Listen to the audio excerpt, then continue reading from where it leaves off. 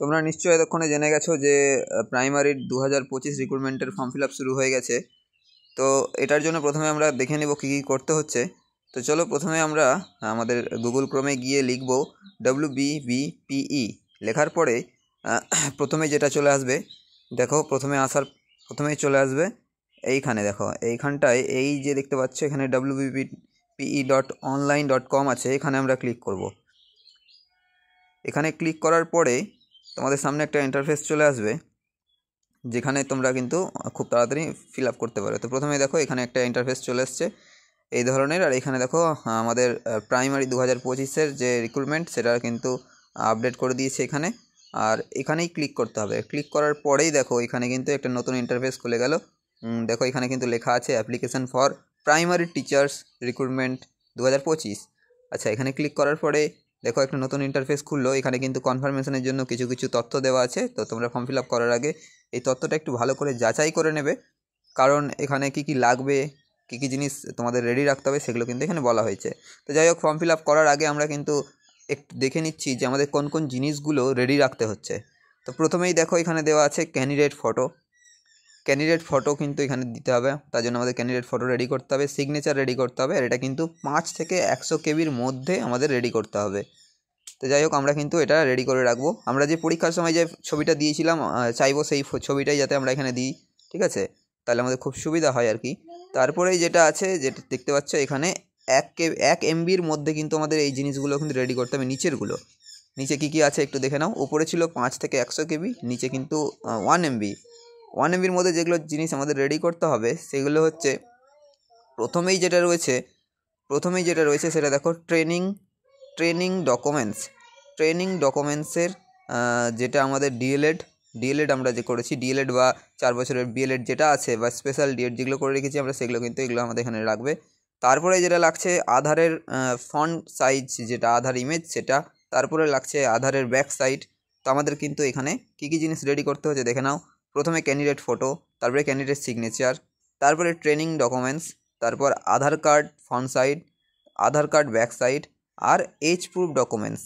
আচ্ছা, age proof documents বলতে সবাই আমরা বুঝি নিশ্চয়, অ্যাডমিট কার্ডটাই আমরা এখানে আপলোড করতে পারি। মাধ্যমিকের অ্যাডমিট আপলোড করলে এখানে চলবে। তো যাই হোক, এগুলোর জিনিস কিন্তু রেডি করে তারপরে তোমরা ফর্ম ফিল আপ করতে বসবে। আচ্ছা, তারপরে আমরা চলে যাচ্ছি আবার সেই সামনের পেজে। এখানে কিন্তু রোল নাম্বার ইনপুট করতে হবে। নিজের টেট পাস রোল নাম্বার যেটা রয়েছে সেটা কিন্তু এখানে ইনপুট করতে পারবে তোমরা। আর এখানে ডেট অফ বার্থ তোমাদের সিলেক্ট করে নিতে হবে। তো ডেট অফ বার্থ সিলেক্ট করার জন্য তোমাদের যেটা করতে হবে, প্রথমেই যে আমাদের ইয়ারটা সিলেক্ট করতে হবে। তোমরা যে বছর জন্মেছো সেই বছরটা সিলেক্ট করে নিতে হবে। তারপরে মাস, তারপরে ডেট, এই জিনিসগুলো তোমাদের সিলেক্ট করে নিয়ে তোমাদেরকে কিন্তু ভেরিফাইয়ে ক্লিক করতে হবে, ঠিক আছে? তো যাই হোক, আমি এটা করে নিলাম। এখানে ভেরিফাই করার পরে এখানে কিন্তু তোমার রোল নাম্বার, তোমার ডেট অফ বার্থ, তোমার একটা ভ্যালিড ইমেল আইডি, তোমরা ফর্ম ফিল আপের সময় যে ইমেল আইডিটা দিয়েছিলে সেই ইমেল আইডিটা দেওয়ার এখানে চেষ্টা করবে, এবং সেই মোবাইল নাম্বারটা দেওয়ারই চেষ্টা করবে। কিংবা যদি কারো সেই মোবাইল নাম্বার বা ইমেল যদি হারিয়ে গিয়ে থাকে, তাহলে যে ইমেল আইডি বা এখন যে তোমার ফোনে রয়েছে সেটা কিন্তু রাখবে। তারপরে কিন্তু সাবমিট ওটিপিতে ক্লিক করলে ওটিপি চলে আসবে। ওটিপি দেওয়ার পরে কিন্তু তোমরা এই পেজটাই চলে আসতে পারবে। তো এখানে দেখো, এখানে কিন্তু তোমাকে তোমার টেটে কত পেয়েছিলে সেটা কিন্তু এখানে দেখাচ্ছে, দেখো টেট মার্কে। তারপরে কিন্তু তুমি যে ডিস্ট্রিক্টের হয়ে তুমি অ্যাপ্লাই করতে চাইছো সেই ডিস্ট্রিক্ট কিন্তু তোমাকে চুজ করে নিতে হবে। তারপরে তোমার এখানে first name, middle name, last name, father's বা মাদার্স নেম যেটা আছে, হ্যাঁ, ডেট অফ বার্থ, এগুলো কিন্তু তুমি ফর্ম ফিল আপ করার সময় যে জিনিসগুলো দিয়েছিলে অটোমেটিক এখানে কিন্তু নিয়ে নেবে। আচ্ছা, নেওয়ার পরে এখানে তুমি জেন্ডার সিলেক্ট করবে। হ্যাঁ, জেন্ডার সিলেক্ট করার পরে এখানে দেখো হোয়াটসঅ্যাপ নাম্বার আছে, হোয়াটসঅ্যাপ নাম্বার সিলেক্ট করবে, ঠিক আছে? জেন্ডারটা সিলেক্ট করে নিলে তারপরে দেখো হোয়াটসঅ্যাপ নাম্বার, যে নাম্বারটা তুমি দিয়ে ওটিপি দিয়ে ঢুকলে সেই নাম্বারটা কিন্তু হোয়াটসঅ্যাপ হিসেবে এখানে ওরা অটোমেটিক নিয়ে নেবে। ইমেল আইডি যেটা তুমি দিলে সেটা কিন্তু এখানে নিয়ে নেবে, ঠিক আছে? তারপরে তোমাকে এখানে আধার কার্ড নাম্বার বসাতে হবে। আধার কার্ড নাম্বারটা বসিয়ে দেবে। আধার কার্ড নাম্বারটা বসানোর পরে যে আধার কার্ড নাম্বারটা তুমি ফ্রন্ট সাইড বা ব্যাক সাইড হিসেবে দিচ্ছ, আধার কার্ডে বসানোর পরে এখানে তুমি কিন্তু তোমার ক্যাটাগরি সিলেক্ট করে নেবে। তুমি জেনারেল নাকি এসসি নাকি ওবিসি নাকি ওবিসি বি, এগুলো সিলেক্ট করে নিলে, বা এসটি সিলেক্ট করে নেওয়ার পরে কিন্তু এটা কিন্তু করতেই হবে, মাস্ট এটা। হ্যাঁ, করার পরে কিন্তু তোমাদের এখানে সাব ক্যাটাগরি চুজ করতে হবে। তোমরা যে ক্যাটাগরিতে আছো তার মধ্যে যে সাব ক্যাটাগরিগুলো রয়েছে সেগুলো কিন্তু এখন তোমাকে সিলেক্ট করে নিতে হবে। আচ্ছা, তারপরে আসছে মিডিয়াম। মিডিয়াম প্রায় আমরা বেশিরভাগই এখানে আমরা বাংলা মিডিয়াম হিসেবে অ্যাপ্লাই করব, তো বাংলা মিডিয়ামটা চুজ করে নেবে। কেউ যদি ইংলিশ থাকো সেটা ইংলিশ হিসেবে চুজ করতে পারো। তারপরে কিন্তু এখানে পিডাব্লিউডি তোমরা যেটা ফিজিক্যাল হ্যান্ডিক্যাপ 40%-এর উপরে যারা যারা রয়েছে তাদের এখানে চুজ করতে হবে। তোমাদের কী সমস্যা সেটা এখানে সিলেক্ট করতে হবে। তারপরে ইডাব্লিউএস, তোমরা যদি কারো ইডাব্লিউএস থেকে থাকে তাহলে ইয়েস করবে, আর যদি না থাকে তাহলে অবশ্যই নো করবে। আচ্ছা, এগুলো সব হয়ে গেলে কিন্তু আমরা পরের পেজে চলে যাব। অ্যাকচুয়ালি পরের পেজ না, আমরা কিন্তু পরের নিচের দিকে নেমে যাব। এখানে কিন্তু নেমেই আমরা প্রথমে যেটা দেখতে পাবো, এখানে আমাদের পার্মানেন্ট অ্যাড্রেস চেয়েছে। তো তোমাদের এখানে তোমরা ভিলেজ, তারপরে block, post office, police station, district, তারপরে স্টেট, পিনকোড, এগুলো কিন্তু চুজ করে নেবে। আচ্ছা, তারপরে তোমাদের বলেছে পোস্টাল অ্যাড্রেস এবং পার্মানেন্ট অ্যাড্রেস যদি তোমাদের সেম হয় তাহলে তোমরা সেম অ্যাজ পার্মানেন্ট অ্যাড্রেস করলে টিক করলে ওটা অটোমেটিক ওখানে নিয়ে নেবে কিন্তু, ঠিক আছে। আচ্ছা, এটা দুটো একই রয়েছে। এখানে যদি কারো আলাদা হয় তাহলে তোমরা আলাদাভাবে বসাতে পারো, কিন্তু যদি একই হয় তাহলে তোমরা সেম অ্যাজ পার্মানেন্ট অ্যাড্রেস করলে কিন্তু অটোমেটিক এটা নিয়ে নেবে। আচ্ছা, তো যাই হোক, এগুলো হয়ে যাওয়ার পরে তোমরা যেটা করবে সেটা হচ্ছে অ্যাকাডেমিক কোয়ালিফিকেশান। এবার অ্যাকাডেমিক কোয়ালিফিকেশানের ঘরটাতে যেগুলো রয়েছে সেগুলো কিন্তু তোমাদের সমস্ত কিছু দেখে ঠিকঠাক করে বসাতে হবে। আচ্ছা, এখানে প্রথমেই রয়েছে মাধ্যমিকে কোন বোর্ড থেকে তুমি করেছিলে, কোন ইয়ারে তুমি পাস করেছিলে, ফুল মার্ক কত ছিল, তুমি কত পেয়েছিলে, পার্সেন্টেজ কত হচ্ছে, এগুলো কিন্তু অটোমেটিক নিয়ে নিচ্ছে। শুধু তোমাকে ইনপুট করতে হবে তোমার প্রথমে জিনিসগুলো। তারপরে হায়ার সেকেন্ডারিতে তুমি যত পেয়েছিলে সেগুলো তুমি বসালে।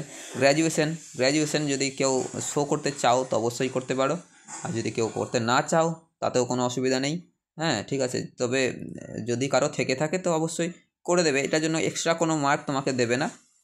আবার অনেকে ভাবো যে হয়তো গ্র্যাজুয়েশন শো করলে হয়তো আমাকে চাকরি যদি না দেয়, এটাও কোনো ব্যাপার নেই। গ্র্যাজুয়েশনের সাথে এর কোনো সম্পর্ক নেই, যদি থাকে তাহলে দিতেই পারো অবশ্যই, সেটা তোমার নিজস্ব ব্যাপার। তারপরে তোমার যেটা চলে আসছে ট্রেনিং কোয়ালিফিকেশান। আচ্ছা, ট্রেনিং কোয়ালিফিকেশানের এখানে যেটা লাগছে যে তুমি কোন কোর্স করেছো সেই কোর্সগুলো কিন্তু এখানে সিলেক্ট করতে হবে। আচ্ছা, সেটা আমি দেখাচ্ছি তোমাদের। তারপরে এখানে তোমাকে কোথা থেকে তুমি করেছো, কোন স্টেট থেকে করেছো সেটা করতে হবে।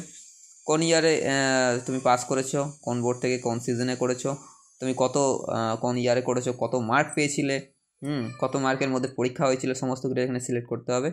সিলেক্ট করার পরে এখানে আমি তোমাদের দেখাই। এবার দেখো এখানে যে তুমি কোন ইয়ারে করেছো, কোন ইয়ারে তোমার ডিএলএড আছে, এখানে কিন্তু যে অপশানগুলো আসছে সেগুলো হচ্ছে 2007 থেকে 9 থেকে 2022 থেকে 24, অর্থাৎ 23-25 ব্যাচের যারা রয়েছে তারা কিন্তু আপাতত অ্যাপ্লাই করতে পারছে না। অর্থাৎ যারা বিএড দেখিয়ে পাস করিয়ে ডিএলএড করেছিল তারা কিন্তু আপাতত অ্যাপ্লাই করতে পারছে না, তোমরা নিশ্চিন্তে থাকতে পারো।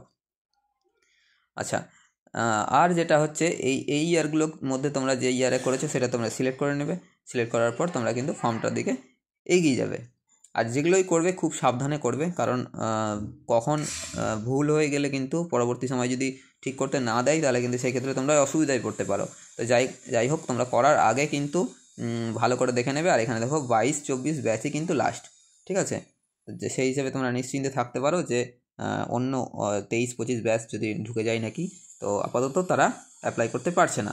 তো যাই হোক, এখানে কিন্তু দেখো ট্রেনিং কোয়ালিফিকেশানে কী কোয়ালিফিকেশান এখানে রয়েছে, এখানে দেখতে পাচ্ছ 2 ইয়ারের diploma in education, special education যেটা। আচ্ছা, 2 year diploma in elementary education DElEd যেটা, আর 4 ইয়ারের bachelor in elementary education BElEd যেটা। এই 3টা কোর্সেরই আপাতত এখানে উল্লেখ রয়েছে।